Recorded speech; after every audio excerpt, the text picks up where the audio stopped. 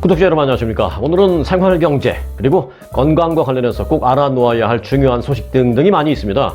한국 입국 시에 세관 신고가 변경되고요. 그리고 또 이제 다시 활기를 띠는 LA 지역의 생활체육 현황, 또 40년 동안 뉴욕에서 샌드위치 샵을 하다가 은퇴하는 한 한인이 있는데요. 유명 스타 단골 고객들이 모아준 뜻깊은 $17,000라는 소식, 그리고 이제 은행 매각과 비트코인, 또 내일 연준의 이자율 인상 여부 등등등 아주 중요한 소식들이 오늘 많이 들어온 그런 하루입니다. 자, 구독, 좋아요, 알림 설정 3종 세트로 필요한 정보들을 매일 챙겨보시기 바라겠습니다. 먼저 오늘 첫 소식으로 출발합니다. 한국 입국 때 세관에 신고할 휴대품이 없는 사람들은 이제 더 이상 세관 신고서를 쓸 필요가 없어졌습니다. 한국관세청의 이 같은 새로운 시행안이 어제부터 발효되었습니다. 지난달까지는요, 이 모든 입국자들이 신고할 휴대품이 있든 없든 휴대폰 신고서를 써야 했습니다만은, 이제는 입국할 때 신고 물품이 없는 여행자는 신고서를 작성하지 않고 세관 신고 없음 이라고 쓰여져 있습니다. 또는 이제 영어로는 nothing to declare 라고 쓰여져 있는 그 통로로 그냥 나가면 됩니다. 그렇다고 이제 세관 신고할 휴대품이 있는 게 무슨 범죄는 아닙니다. 신고를 하면 됩니다. 단 신고 안 해도 되고 신고를 하고 갖고 나가야 하는 그런 물품, 그 차이를 좀 알면 됩니다. 자, 입국 시에 신고 대상은 대충 이렇습니다. 물품의 경우에는 $800가 넘는 경우에 신고를 하면 되고요. 그냥 신고라고 해서 뭐 대단한 건 아니고 뭐 세관 신고서에 써 넣으면 됩니다. 그리고 현금의 경우에는 $10,000 이상을 갖고 있거나 그런 경우에만 신고를 하면 됩니다. 그런데 이제 많은 사람들이 신고하면 무슨 문제가 생기는 걸로 오해를 하는데요. 신고하고 그냥 갖고 나가면 되는 겁니다. 참, 그리고 이제 고가품과 현금 외에 주의해야 할 물품은 있는데요. 그러니까 이런 거, 지금 제가 이제 말씀드리려고 하는 이런 것들은 신고를 안 하고 가면 이제 다 걸리죠. 이리 오시라고 해가지고 그냥 다 걸립니다. 자, 주의해야 할 물품들입니다. 육포, 비프 저키 같은 거, 그리고 햄, 그리고 과일류 등 동식물 검역을 받아야 하는 물품은 반드시 신고를 해야 합니다. 특히 이제 판매 목적의 물품이나 회사에서 사용하는 견본품, 이 샘플 같은 거 가지고 나갈 때 이것도 반드시 세관에 확인을 받아야 하는 그런 물품이다라는 점 꼭 알고 계시기 바라겠습니다. 자, 그래서 이제 이런 신고할 물품이 없는 경우에는요, 신고서를 안 쓴 상태로 세관 신고 없음이라고 쓰여져 있는 nothing to declare라고 쓰여져 있는 통로로 그냥 지나가시면 되고요. 혹시 이제 몇 가지 신고할 물품이 있는 경우에는 이전처럼 신고서를 작성한 후에 세관 신고 있음이라고 한국말로는 쓰여져 있을 거고요. 영어로는 goods to declare, 신고할 물품이 있다. goods to declare 라고 쓰여져 있는 그 통로를 신고서 이렇게 들고 그냥 나가면 됩니다. 자, 그리고요, 오는 7월부터는 신고할 물품이 있는 입국자들도 이제 모바일 앱을 통해서 간편하게 세관 절차를 밟을 수 있게 됩니다. 세관 신고서를 가서 막 종이로 쓰는 게 아니라 출발하기 전에 미리, 비행기 타기 전에 미리 앱을 통해서 이제 하면 됩니다. 입국하기 전에 앱을 통해서 신고서를 작성하면 QR코드가 생성되는데, 이를 이제 한국에 도착해서 검사 통로에 설치던 그 QR코드 리더기에 전화기 앱을 그냥 갖다 대고 띡 스캔만 하고 그냥 나가시면 됩니다. 요거는 이제 오는 7월부터 그렇게 하면 되고요. 신고할 물품이 없는 사람들은 신고서 작성 안 하고 그냥 nothing to declare 글로 그냥 쭉 나가면 되는 거. 요거는 이제 어제부터 그렇게 시행이 되었습니다. 그런가 하면 한국에서 미국이나 중국의 현지 상품을 직접 주문해서 구입하는 소위 이 한국 내 소비자들의 해외 직구라고 있죠. 이 해외 직구가 최근 들어서 이게 크게 늘어나고 있다라는 소식입니다. 한국 내의 물가가 하도 올라서 배송료를 더해도 한국 내 매장에서 사는 것보다 그 해외 직구하는 게 훨씬 싼 게 많기 때문입니다. 한국에서는 올해 들어서 3월 말까지 온라인 상거래에서 무려 1조 3천억 원이 넘는 무역 적자가 났다고 합니다. 쉽게 말해서 한국 분들이 온라인 상거래를 통해서 해외에서 물건을 사는 게 해외에서 한국 거를 사는 것보다 그만큼 격차가 나는 것이죠. 적자가 무려 1조 3천억 원. 한국 내 높아진 물가 때문인데요. 이 온라인 발품을 팔아서 해외 물건을 직접 사들이는 한국인이 늘고 있기 때문입니다. 이 한국인들의 해외 직구는 한동안 이제 미국 상품들이 주를 이뤘었는데요. 요즘은 이제 중국 상품들이 대부분입니다. 하지만 해외 직구로 이제 물건을 사는 한국인들은요, 크게 요즘 늘어난 반면에 해외에서 한국산 상품을 직구하는 그 매출은 줄어들어서 적자폭이 커지고 있습니다. 한국 내 온라인 그 쇼핑몰을 찾는 외국인은 크게 감소했습니다만은 한국인의 해외 직구는 더 늘고 있기 때문입니다. 올 1분기 해외 직접 구매액은 1조 5,984억 원으로 1년 전에 비해서 16.6%가 증가했습니다. 역대 최고액이라고 합니다. 한국인들이 해외 직구를 이용하는 나라들 이제 지역별로 보면요. 중국이 제일 많다고 합니다. 나는 중국을 이용한다라고 답변한 사람들이 99.4%, 일본을 주로 이용한다라고 답변한 사람들이 29.4%, 그리고 이제 상품별로는요, 스포츠 레저 용품을 가장 많이 산다라고 답변한 사람들이 56.7%, 의류나 패션이 24.3%, 음식이나 식료품 등이 12.7% 주로 이렇게 구매한다라는 답변을 했습니다. 이 전자상거래 분야 무역 적자는 지난 3개월간 무려 1조 3천억 원이 넘었다라는 말씀 다시 드리는데요. 이게 역대 최대 규모의 해외 직구 적자를 기록하고 있다고 합니다.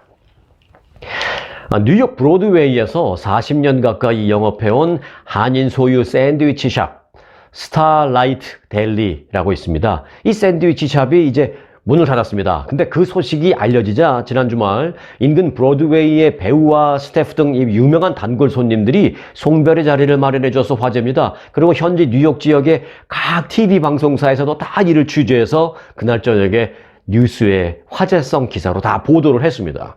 자, 볼까요? 그 단골 손님으로 축하라기보다는 아쉽다라는 그런 일종의 송별 파티 자리인데요. 이 중에는 유명 스타들도 많이 왔다고 합니다. 자, 여기에 소유주 되시는 분은 올해 71살의 한인 김정민 씨입니다. 김정민 씨.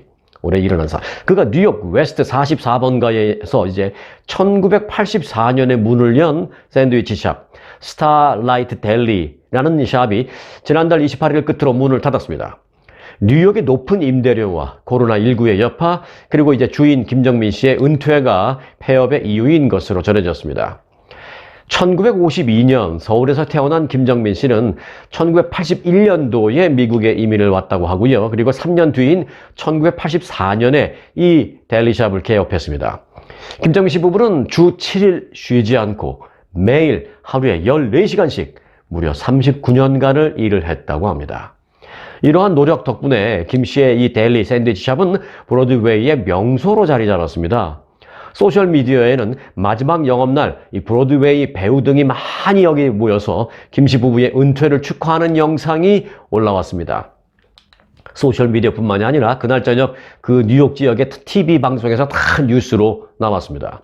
브로드웨이 배우 등 이날 모인 이들은 노래를 불러주는가 하면 김 씨 부부에게 감사 메시지를 적은 델리 사진 액자를 만들어서 이제 주기도 하고요. 그리고 아주 하이라이트도 있었습니다.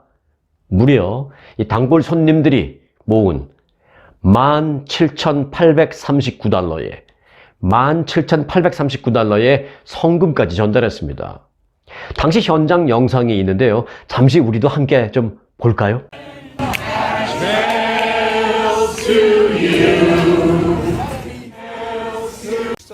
He's kind of like the neighborhood dad. He's gonna make me cry. I've been coming here for 20 years. I love it. The people who work here are great, and they'll be missed. Broadway community and over 300 donations. We have a retirement gift for you. 17,800.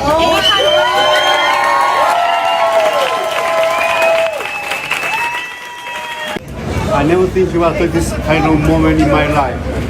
So I will never forget this moment. I really appreciate everybody. Thank you very much. 보신 대로 감사 인사와 더불어서 무려 17,000불이 넘는 액수의 이 감사 선물을 받은 캐시 선물을 받은 이 김정민 씨 부부는 눈물을 글썽이면서 이들에게 감사 인사를 했죠. 아무리 한 자리에서 40년을 했어도 은퇴한다고 이 단골 고객들이 17,000불이 넘는 돈을 모아준다? 흔한 일은 아니죠. 한국이든 미국이든 흔한 일은 아니죠. 최근 브로드웨이 흥행작인 디즈니 뮤지컬 알라딘에서 지니를 연구한 배우 제임스 먼로 이글하트라는 사람은요, 이 팍스 뉴스와 인터뷰를 해서 이렇게 말했습니다. 이 샌드위치 샵은 꼭 와야 하는 곳이었다. 내가 브로드웨이 첫 무대를 서기 전에 이곳에 왔었다라고 아주 오래전부터 단골이었다라고 말하고 있습니다. 이 인터뷰에서 또 주인 김정민 씨는 또 이렇게 말했습니다. 앞으로 이제 부인 그리고 세 자녀 등 가족과 더 많은 시간을 보낼 계획입니다. 라고 말했습니다. 그러면서도 걱정도 하나 했어요. 무슨 걱정을 했느냐? 그동안 자신의 가게에서 일했던 직원 14명이 있는데 그 14명의 재취업을 고민을 했습니다. 김정민 씨는 직원 가운데 5명은 다른 직장을 구했다라면서 다른 직원들도 곧 취업하는 모습을 보고 싶습니다. 라고 말해서 끝까지 직원들을 좀 책임지고 싶어하는, 직원들을 걱정하는 그런 모습을 보였습니다. 아주 끝까지 책임 있는 모습을 보인 한인 김정민 사장님 정말 수고 많으셨습니다. 라는 그런 말씀 멀리서나마 보내드립니다. 자, 이 팬데믹이 끝나면서 LA 한인 사회에서 생활체육이 다시 활기를 찾고 있다라는 반가운 소식입니다. 30년 역사를 자랑하는 LA 지역의 배드민턴 동호회 LAKBC라고 있습니다. LA 코리안 배드민턴 클럽인가요? 네, LAKBC. 이 클럽은 팬데믹 동안에 문을 닫았던 배드민턴 프로그램을 지난해 9월부터 이미 다시 오픈을 했습니다. LAKBC 클럽은 또 하루 평균 30명 정도가 배드민턴을 2시간씩 치고 간다라면서 단시간에 땀을 많이 뺄 수 있고 또 순발력을 요구하는 운동이다 보니까 이 모든 연령층의 인기가 높은 게 배드민턴이다라고 말하면서 팀으로 이제 게임이 이루어지다 보니까 이 팀워크도 강화되고 또 소셜 활동에도 많은 도움을 주고 있다라면서 배드민턴의 장점을 설명했습니다. 매일 배드민턴 체육관에 나온다는 50대의 한 회원은요, 팬데믹 동안 몸이 근질근질하고 찌뿌둥해서 우울증까지 왔었다라면서 배드민턴을 하기 시작한 이후에 심했던 알러지도 많이 완화됐다라면서 천식을 앓고 있는 남편의 건강도 현재 많이 좋아졌다라고 배드민턴을 홍보했습니다. 그러면서 또 다른 운동은 하면서 되려 스트레스를 받는 경우가 많이 있는데 이 배드민턴의 최대 장점은 실수를 해도 웃을 수 있다라는 점이다라고 자랑을 했습니다. 실제로 이날 그 1시간여 체육관에 있는 동안 한번 봤더니 웃음소리가 끊이질 않았다라는 게 현장에 있는 많은 사람들의 전언이었습니다. 이 활력을 되찾고 있는 것은요, 이 배드민턴 코트뿐만이 아닙니다. 마라톤 동호회 해피러너스라고 있는데요. 이 해피러너스는 매주 일요일 오전 6시 30분 세리토스의 한 공원에서 마라톤 교실을 진행합니다. 오랜 경험을 갖고 이제 갈고 닦은 실력을 갈고 닦은 코치들이 달리기는 물론이지만 걷기, 제대로 걷기, 또 제대로 빨리 걷기, 그리고 수영, 자전거 등등 다양한 종목을 함께 지도하고 있습니다. 이 해피러너스는 오는 13일과 20일에는 한인들의 그 치열한 테니스 경기도 함께 참가를 한다고 합니다. 자연스럽게 이제 테니스 얘기도 좀 해드릴까요? 네, 재미대한 테니스 협회라고 있고요. 또 LA 지역에는 LA 테니스 협회라고 있습니다. 이 두 협회가 공동으로 주관하는 테니스 대회가 또 열립니다. LA 탁구 협회에서는 또 팬데믹 이후 3년 만에 남가주 최강 탁구인을 가리는 탁구 대회를 또 개최하는 등 탁구, 테니스 등등의 이제 시합도 치열한 시합, 이 대회도 다시 열리기 시작했습니다. 3년 만에 열리는 탁구 대회인 만큼 이 100여 명의 한인이 참가해서 탁구 실력을 겨룰 예정으로 알려졌습니다. 팬데믹으로 움츠러들었던 모든 한인 스포츠인들이, 이 스포츠인이 사실 프로 스포츠인들은 아니죠. 다 동호회, 생활체육인, 아마추어, 그런 거죠. 모든 한인 생활체육인들이 다시 필드로 돌아오는 시간이 열리고 있는 그런 모습입니다. 자, 그런가 하면 앞서 말씀드렸던 남가주 배드민턴, LA 배드민턴 클럽 소개도 해드렸습니다만은 이 배드민턴이라는 것은요, 한국에서도 참 인기가 많은 요즘 생활 스포츠로 자리를 잡았습니다. 이 한국의 사례 한 가지 전하라고 하는데, 미리 말씀을 드립니다만은 한국의 사례 전해드릴 이 내용은 이건 좀 문제가 있어 보이는 그런 한 사례입니다. 한국의 배드민턴 치시는 분이 다 그렇다는 게 아니라 지금 이제 화제가 되고 문제가 돼서 좀 뉴스된 게 하나 있는데요. 그걸 좀 전해드리겠습니다. 다 그렇다는 건 절대 아닙니다. 자, 한국에서는 시민 누구나 이용할 수 있는 공공체육시설을 사설 동호회 회원들이 독점하다시피 해서 지금 논란이 일고 있는 곳이 있습니다. 서울의 한 지역 구민체육관의 경우인데요. 체육관 내 총 8개의 배드민턴 코트가 있는데 이 가운데 7개가 클럽, 즉 동호회에 배정이 되어 있었고요. 어떤 사람이 이제 배드민턴을 치러 갔더니 그리고 이제 일반 구민들은 나머지 한 코트에서만 사용을 할 수 있었다고 합니다. 이에 한 주민은 시간표를 보니까 주말뿐만이 아니라 주중도 거의 클럽, 즉 동호회 위주로 코트가 배정되어 있었다라면서 관리자에게 어떻게 이렇게까지 다 그냥 돌이칠 수 있느냐, 한마디로 그렇게 문의를 했더니 코트를 원활하게 이용하고 싶다면 당신도 회비를 내고 클럽에 가입하라 라고 말해서 황당했다고 합니다. 몇 주일 뒤에 이 체육관을 다시 방문한 이 주인은요, 체육관을 완전히 점령하다시피 한 클럽 회원들이 이날은 또 완전히 한쪽에서 술판을 벌이는 장면을 목격했다고 합니다. 이 주민은 클럽 회원들이 코트에 상을 펴고 막걸리, 소주 등등을 마시면서 그야말로 술판을 벌였다고 합니다. 코트 내에 음주는 금지사항이잖아요. 당연한 거죠. 코트 내 음주는 금지사항인데도 돈을 받아서 그런지 이 관리인은 모르는 척 뒷짐지고 그냥 쓱 지나갔다고 합니다.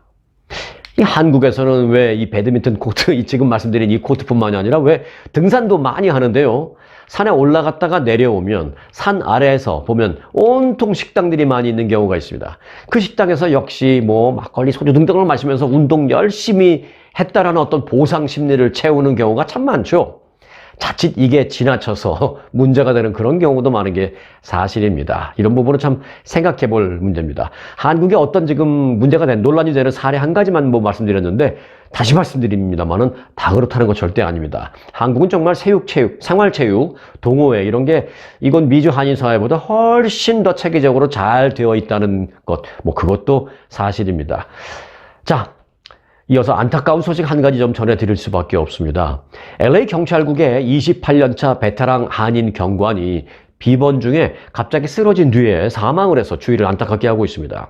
LAPD는 페이스북을 통해서 한인 폴 안이라는 경관이 지난달 28일 비번 중이었던 날 의료 응급 상황, 메디컬 이머전시 상황으로 인해서 사망했다고 밝혔습니다. LAPD는 폴 안 경관의 갑작스러운 죽음에 깊은 슬픔에 빠져 있다라고 안 경관의 사망 통보 소식을 전했습니다. 지난 1995년부터 LAPD에서 근무를 시작한 안 경관은 최근에는 경찰학교에 이제 훈련 부서에 배치돼서 교육을 시키는 그런 활약을 해왔던 것으로 알려졌습니다. 50대 중반의 나이밖에 안 된 그가 갑작스럽게 숨져서 현재 많은 이들이 충격을 받고 슬픔에 빠져 있습니다. 그런데 이제 평소 별다른 질병도 없었던 것으로 알려졌던 그 폴 안 경관의 이 같은 갑작스러운 사망 원인이 무엇일까 많은 사람들이 궁금해하고 있는데, 그저 LA 경찰국은 의료 응급 상황에 따른 사망, 뭐 이렇게만, 메디컬 이머전시 상황에 따른 사망 이렇게만 공개를 했는데, 이와 관련해서 이제 여러 가지 뭐 예상이 있습니다만 아마도 심장마비와 같은 그런 돌연사가 아닐까 하는 추측만 하고 있는 그런 상황입니다. 그런가 하면 40대 한인 남성이요, LA 지역 이 프리웨이 높은 고가도로에서 투신 사망하는 안타까운 사고가 발생했습니다. LA 서방국에 따르면 지난달 27일 오후 1시 30분쯤 LA 공항 인근 웨체스터 지역 405번 프리웨이와 105번 프리웨이 교차 지점에 남성 한 명이 추락했다는 신고를 받고 출동을 했습니다. 그래서 48세의 남성이 이 프리웨이 선상에서 숨져 있는 것을 발견했습니다. LA 소방국은 조사 결과 이 남성이 105번 프리웨이 고가도로 위에서 405번 프리웨이로 떨어져 현장에서 사망했다고 밝혔습니다. LA 카운티 검시국은 이 사망자의 신원이 48세의 한인 남성 샨 박 씨라고 밝혔습니다. 검사국은 샨 박 씨의 사망 원인은 스스로 뛰어내린 것에 의한 것이다 라고 덧붙이기도 했습니다. 네, 경제 뉴스로 이어드립니다. 샌프란시스코에 본사를 둔 First Republic Bank, 이 은행이 미국 최대 은행인 JP모건 체이스에 매각됩니다. 캘리포니아주 금융국은 JP모건 체이스의 First Republic Bank의 모든 예금과 자산을 매각하는 데 합의했다라고 밝혔습니다. 이번 매각 합의에 따라서 8개 주에 있는 이 First Republic Bank의 지점 84곳은 어제부로 이제 JP모건 체이스 지점으로 다시 간판을 바꿔달고 재개장했습니다. First Republic Bank의 모든 예금 고객은요, JP모건 체이스 뱅크의 예금 고객이 되었습니다. 돌이켜보면 이미 파산한 그 실리콘밸리 뱅크라고 있죠? SVB. 실리콘밸리 뱅크는 스타트업 기업들을 대상으로 많이 영업을 했었습니다. 그런데 반해서 이 First Republic Bank는 부유층을 상대로 낮은 금리의 대출을 제공해야 하면서 영업활동을 한 것으로 유명합니다. 하지만 그런데 이제 결국 이것이 부담으로 돌아왔다라는 분석입니다. 자, 돌이켜보겠습니다. 1985년 설립된 이 은행은 설립 초기부터 부유층 고객에게 대출 시 우대금리 혜택을 제공하면서 이들 고객을 많이 유치했습니다. 심지어는 페이스북의 모 회사 이 메타라고 알죠? 메타의 CEO 마크 저커버그도 이 은행의 고객이었습니다. 이 은행은 2012년 이 저커버그에게 1.05%라는 말도 안 되는 초저금리로 주택담보 대출, 이 몰기지로를 제공하기도 했습니다. 뿐만 아니라 연봉 수십만 달러에 달하는 이 엔지니어들을 유치하기 위해서 구글 등 이 빅테크 기업과도 적극적으로 거래를 했고요. 심지어는 메타 본사 건물 안에는 아예 지점을 설립해서 그 건물 안에 은행이 들어섰습니다. 그래서 엔지니어들에게 2.5%의 역시 초저금리 주택담보대출을 제공하기도 했습니다. 부유층을 상대로 그리고 고액 연봉자들을 상대로 한 전략을 했던 것이죠. 그런 전략으로 저금리 시대였던 2021년까지 약 10년간 이 은행의 연간 수익은 4배로 증가했습니다. 그래서 이제 미국 20대 은행의 순식간에 포함이 되기도 했습니다. 또 일부 지표를 보면 오히려 JP모건 체이스나 뱅크 오브 아메리카보다도 더 낫다라는 그런 평가를 한때는 받기도 했었습니다. 그러나 부유층을 상대로 한 이런 장기 초저금리 대출은요, 급격한 금리 인상 시대를 만나자 결국 독이 되고 말았습니다. 언제까지 저금리를 해줄 수는 없는 것이죠. 초저금리로 자기는 대출을 해줬는데 급격하게 금리 인상이 되자 자기가 갚아야 되는 이자율은 높아진 겁니다. 은행이. 그러니까 은행이 이제 수익에 문제가 생기기 시작한 겁니다. 그런 내용을 알게 된 고객들, 불안에 떨기 시작했습니다. 이 은행이 괜찮을까? 불안에 떨기 시작했습니다. 그래서 불안을 느낀 고객들이 지난달에만 무려 1,000억 달러에 달하는 돈을 순식간에 빼가는, 인출해가는 등 뱅크런 사태가 발생했습니다. 현금 대량 인출 사태가 불거졌는데 결국 이 뱅크런 사태에 불을 끄지 못하고 38년 만에 이 First Republic Bank는 그렇게 간판을 내리게 되었습니다.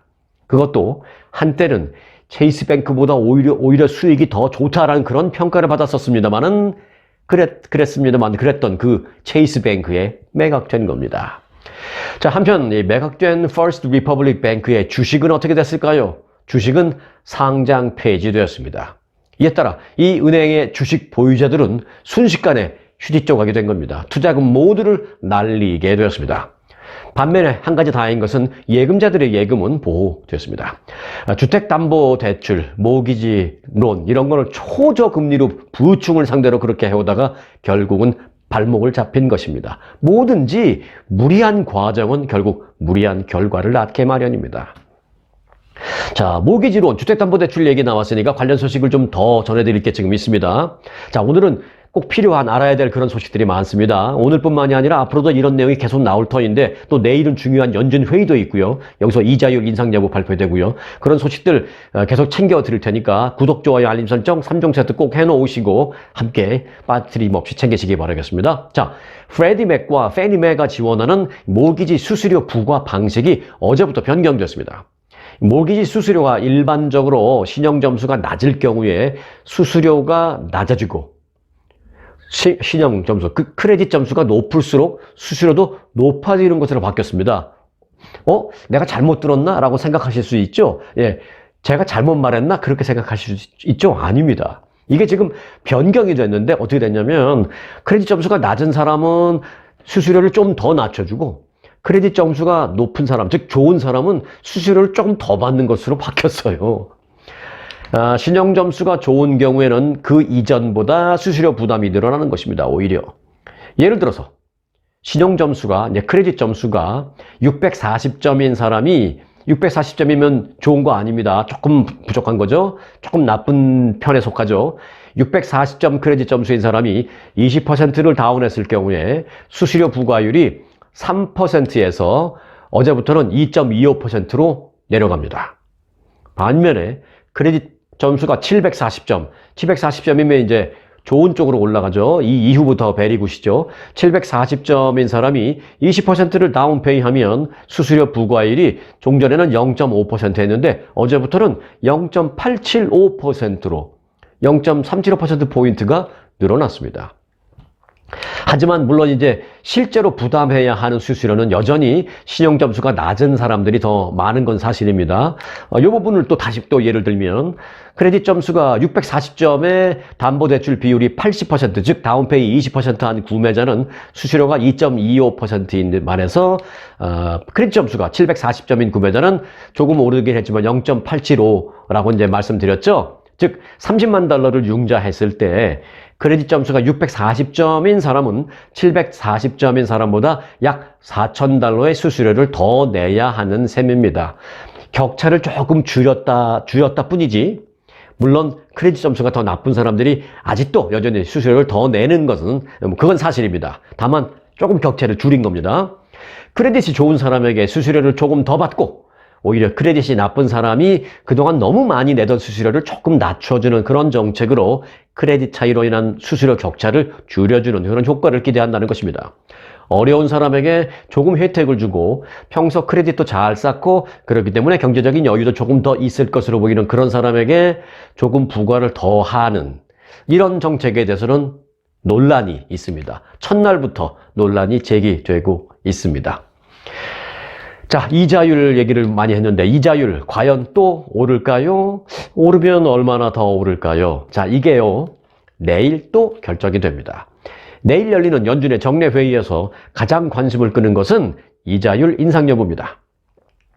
연준은 내일 FOMC 회의를 통해서 다시 한번 기준금리를 0.25%포인트 인상하는 베이비 스텝을 할 것으로 예상되고 있습니다. 다 대부분이 지금 현재 그렇게 예상을 하고 있다는 것이죠. 연준도 경기 침체에 대해서 우려하고 있긴 하지만 인플레이션 대응이 먼저다라는 그런 인식을 갖고 있기 때문에 기준금리 인상은 일단 확실시 된다라는 설명입니다. 다시 말해서 내일 회의를 통해서 바로 동결까지는 하지 않을 것이다라는 예상입니다. 실제로 클리블랜드 연방준비은행 총재와 뉴욕 연방준비은행 총재 등은 인플레이션을 잡기 위해서 기준금리를 인상해야 한다. 아직까지는 동결하기는 시기상조다라는 입장을 이미 밝힌 바 있습니다.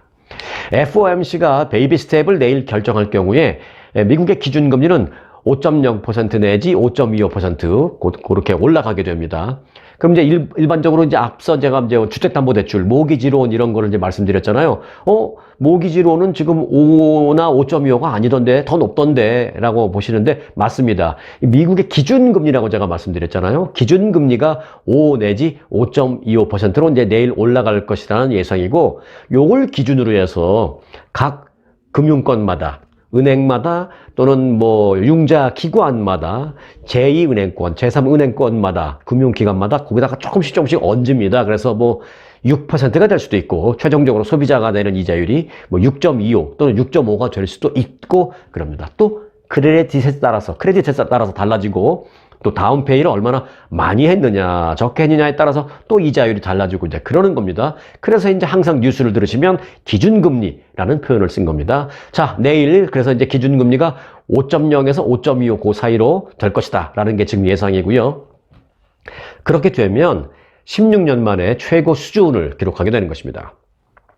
그런데 이제 문제는 금리 인상을 중단하고 동결에 들어가는 그 시점, 그게 언제이냐라는 시점에 대한 논의가 지금 어떻게 진행되고 있느냐 하는 부분입니다. 지난 3월에 공개된 회의록에 따르면 FOMC 위원 18명 가운데 과반이 한 차례 더 금리를 인상한 뒤에 동결을 하자라는 그런 방향으로 경제 상황을 바라봤습니다. 거기서 말한 한 차례 더 금리를 인상한 뒤, 그게 이제 내일 인상하면 그게 지금 그 전에 말했던 한 차례라는 게 내일입니다. 자, 이번에 베이비 스텝 인상이 그러면은 마지막 인상일 수 있다라는 것입니다. 연준 위원들은 긴축의 여정이 출발점보다는 종착점에 훨씬 가까운 상황이다라고 말했습니다. 여기가 출발점, 여기가 종착점이면은 종착점에 가까워져 있다. 그렇게 표현을 했습니다. First Republic 뱅크의 파산 등 미국의 은행 위기도 긴축 종료 필요 주장에 현재 무게를 더해주는 그런 요인 가운데 하나로 꼽히고 있습니다. 다만 아닐 수도 있다라는 뭐 의견도 있습니다. 다만 이 이후에 앞으로 이제 고용시장의 열기가 충분히 가라앉지 않았고 또 노동자들의 임금 상승도 여전하다라는 점, 그런 점 때문에 그 연준 위원들의 입장이 어쩌면 내일 회의 말고 그 다음번 회의에 바뀔 수도 있지 않느냐라는 그런 것이 이제 변수로 남아 있기는 합니다. 자, 지금 우크라이나 전쟁이 끝나지 않고 있는 가운데 프란치스코 교황이 전쟁 종식을 위한 비밀 평화 임무를 수행 중이다라고 밝혀서 관심을 끌고 있습니다. 이 AP통신에 따르면 교황은 최근 사흘간의 헝가리 방문을 마치고 바티칸으로 돌아가는 비행기 안에서 취재진과 기자회견을 가졌는데요. 이를 통해서 이렇게 말했습니다. 나는 현재 대중에 공개되지 않은 임무를 진행 중에 있다라면서 때가 되면 이에 대해서 밝히겠다라고 말했습니다. 교황은 또 나는 해야만 하는 모든 일을 기꺼이 할 용의가 있다라면서 평화는 항상 열린 채널을 통해서 만들어진다. 채널이 닫혀 있으면 결코 평화를 만들 수 없다라고도 했습니다. 프란치스코 교황은 헝가리 방문 중에 최근에 헝가리를 방문하고 돌아갔거든요. 이 헝가리를 방문하던 그 기간 중에 헝가리에 있는 러시아 정교회 관계자들과 이 우크라이나 평화에 대한 대화를 많이 나눴다라고 소개를 했습니다. 그러면서 내가 할 수 있는 일을 하겠다. 모종의 비밀 평화 임무를 나는 현재 하고 있는 중이다 라고 말을 해서 관심을 끌고 있습니다. 모쪼록 이 교황님의 임무가 성공적으로 그것도 좀 빨리 마무리되기를 기원합니다. 네, 가상화폐의 넘버원 대장주 뭡니까? 비트코인이죠. 이 비트코인 가격이 요즘 물론 살짝 오르락 내리락은 있습니다만 전반적으로 계속 오름세를 보이고 있어서 관심을 끌고 있습니다. 월간 기준 4개월 연속 상승을 하면서 향후 10만 달러까지 가지 않겠느냐라는 그런 기대감까지 지금 더욱 부채질을 하고 있는 상황입니다. 비트코인 가격은 일주일 전에 비해서 또 올라서 현재 27,000에서 29,000 사이를 오르락내리락 하고 있습니다. 한때 6만 달러를 넘겼던 비트코인의 가격은 지난해 급락한 바 있죠. 그러나 지난해 12월 31일 16,556달러였던 이 비트코인의 가격은 월간 기준으로 1월에 37.87% 올랐고 2월에 2.35% 또 올랐고 3월에는 19.45%가 올라서 4월까지 상승하면서 이제 3만 달러 바로 밑에서 현재 움직이고 있습니다. 이는 2021년 3월까지 6개월간 오른 이후에 최장기간 상승세를 보이는 것입니다. 최근 미국의 은행권 불안으로 탈중앙화하고 희소성 있는 디지털 자산으로서 이 비트코인의 매력이 다시 부각되고 있는 데다가 미국의 연내 기준금리 인하에 대한 시장의 기대감 등도 호재로 작용했다라는 평가입니다. 즉, 이자율이 이제 더 이상 오르지 않고 멈추거나 아니면 이자율이 이제 내려간다라면 은행에 돈을 넣는 것보다 비트코인 같은 데 넣는 게 더 낫겠지라는 생각 때문에 돈이 옮겨갈 수 있다는 것입니다. 그래서 앞서 제가 말씀드리는 이자율 또 내일 있을 연준의 그 회의 결과 이자가 인상될까 말까의 여부 등등등이 상당히 중요하다. 그래서 꼭 뉴스 빠뜨리지 말고 챙겨보셔야 한다라는 것이 이렇게 비트코인의 가격까지 다 연결이 되는 겁니다.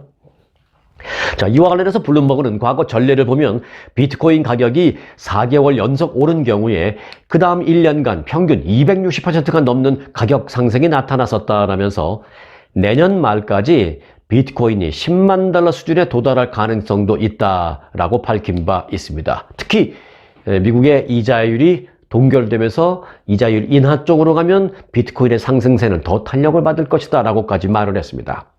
다만 몇 가지 발목을 잡을 수도 있는 그 요인도 있습니다. 예를 들어서 미국을 비롯한 각국 금융당국의 가상화폐 시장 단속이 좀 강화되고 있고요. 이 가상화폐에 대한 좀 규제나 이런 것을 좀 강화하고 있죠. 뭐 그런 부분 또는 이 기준금리 인하에 대한 기대감이 현재 있기는 하지만 그런 기대감이 좀 축소할 수도 있고 또는 실제로 예상했던 그때 기준금리가 인하되지 않을 수도 있고라는 그런 부분들, 그런 상황이 한 가지 이제 발목을 잡을 수도 있는 요인으로 남아있기는 합니다. 자, 세상에 이런 일이 나올 법한 아주 기특한 대견한 일이 미국에서 있었습니다. 그래서 소개를 해드리겠습니다. 미시간주 워렌에서 66명의 학생을 태운 스쿨버스 운전기사가 갑자기 운전 중에 기절을 하자 버스에 타고 있던 7학년 학생이 달려나와서 운전대를 잡고 차를 세워서 사고를 막았습니다.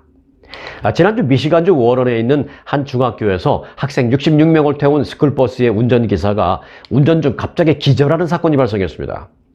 당시 상황이 담긴 이 CCTV를 보면 운전기사가 기절하기 전부터 숨을 가쁘게 쉬거나 손을 바들바들 떠는 그런 모습이 분명하게 포착이 되었습니다.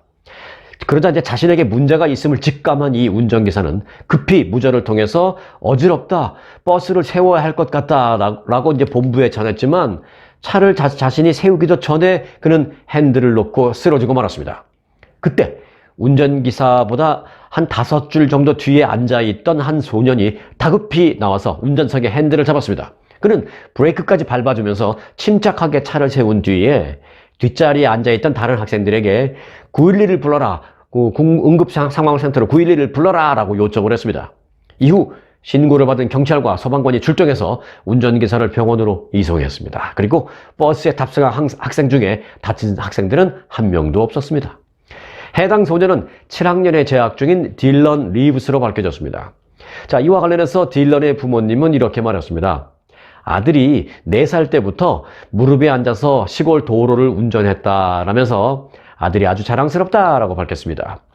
딜런은 버스를 어떻게 운전했느냐라고 기자들이 묻자 버스 기사가 운전하는 것을 매일 나는 늘 지켜보는 것을 즐겁게 했었다. 즐겁게 버스 운전기사님이 운전하는 것을 매일 지켜봤었습니다. 라고 그렇게 답변을 했습니다. 참 세상에 이런 일이 아주 대견한 소식이었습니다. 자, 끝으로 이 LA 지역의 이 변덕스러운 날씨 잠깐 전해드릴까 합니다. 지난주에는 LA 지역, 남가주 지역 다 합니다. 마치 한여름처럼 뜨거운 더위가 찾아왔었습니다. 그랬던 남가주 지역에 이번 주 들어서면서 다시 또 기온이 급격히 내려가고 또 비가 오는 날씨가 예상되는 등 이 들쭉날쭉 변덕스러운 날씨를 보이고 있습니다. 국립기상청에 따르면 어제는 LA 일부 지역에는요 약간의 비가 내리기도 했고 또 일부 지역은 하루 종일 매서운 강풍이 불기도 했습니다. 지난주 낮 최고 기온이 85도에서 90도를 넘기는 뜨거운 날씨였던 데 비해서 이번 주 들어서는 낮 최고 기온이 50도대 중반에서 60도대 초반에 머무는 또 쌀쌀한 날씨가 이어지고 있습니다. 단 며칠 사이에 특히 내일과 모레는요 남가주 일원에 걸쳐서 비가 또 예보되어 있으며 물론 큰 비는 아닙니다만 또 이때 이 LA 북쪽 한인이 많이 거주하는 지역 샌프란도 밸리라는 지역의 낮 최고 기온은 50도대에 머물 것으로 예보됐습니다.